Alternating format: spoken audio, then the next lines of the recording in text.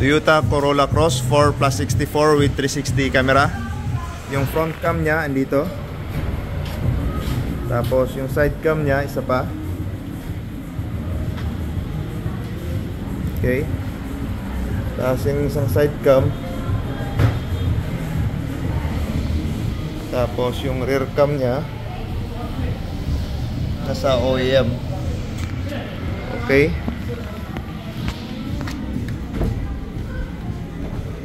Yung 360 camera nya.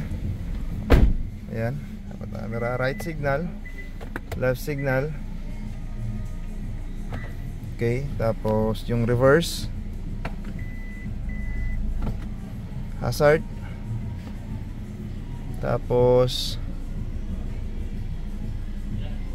meron siyang floating. Yung 360 natin, nagre-record din yan. Lagyan muna natin ng USB. Wait lang. Habang nag-ano tayo ng ano dyan, nagre-video, lalagyan din natin siya ng USB dito. May dalawang USB ito nakalagay. Meron din siyang lagayan ng SIM card slot. SIM card slot, USB.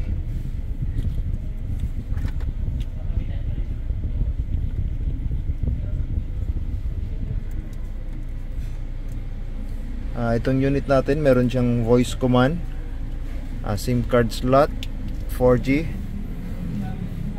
Tapos, ayun, nagre-record na yan. Ito yung mga application nya.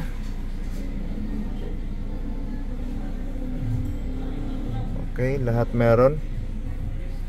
Tester natin ang GPS antenna. Tapos, meron siyang online voice command, offline voice command. Screen off, screen on, open YouTube.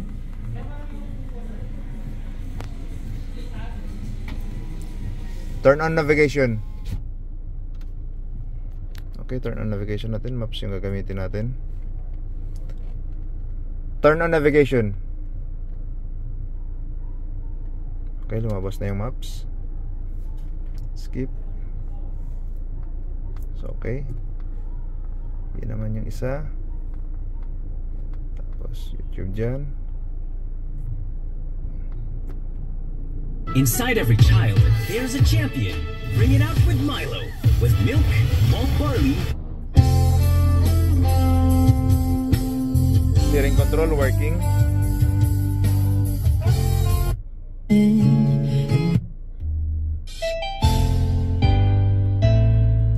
Okay, working. Tapos yung 3D ni sir na 360, meron din yan. Okay, working. Tapos yung recording nito, ito.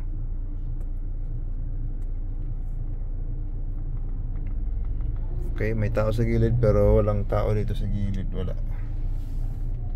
Pero dito may tao. So, ayun. Okay, working. Thank you.